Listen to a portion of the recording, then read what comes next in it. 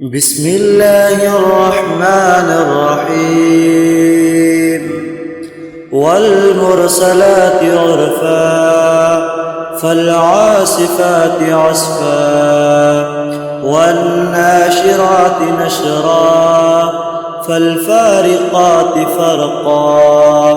فالملقيات ذكرا عذرا أو نذرا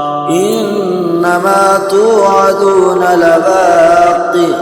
فإذا النجوم طمست وإذا السماء فرجت وإذا الجبال نسفت وإذا الرسل أقتت لأي يوم أجلت ليوم الفصل وما أدراك ما يوم الفصل ويل يومئذ للمكذبين ألم نهلك الأولين ثم نتبعهم الآخرين كذلك نفعل بالمجرمين ويل يومئذ للمكذبين ألم نخلقكم من ماء مهين فجعلناه في قرار مكين إلى قدر معلوم فقدرنا فنعم القادرون ويل يومئذ للمكذبين ألم نجعل الأرض كفاتا أحياء وأمواتا وجعلنا فيها رواسي شامخات وأسقيناكم ماء فراتا ويل يومئذ للمكذبين انطلقوا إلى ما كنتم به تكذبون انطلقوا إلى ظل ذي 3 شعب لا ظليل ولا يغني من اللهب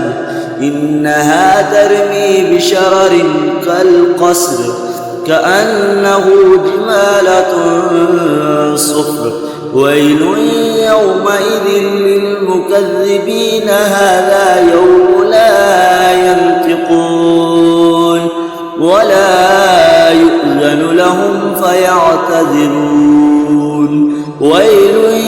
يومئذ للمكذبين هذا يوم الفصل جمعناكم والأولين فإن كان لكم كيد فكيدون ويل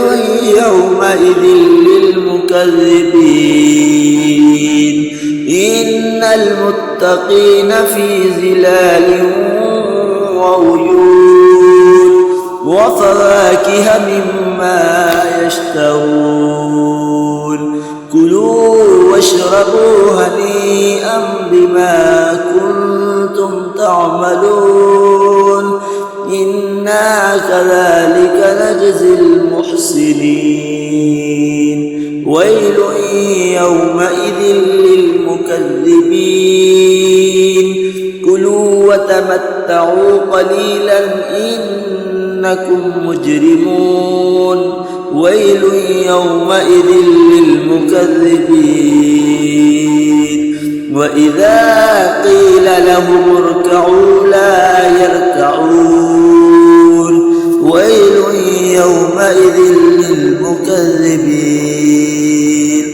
فبأي حديث بعده يؤمنون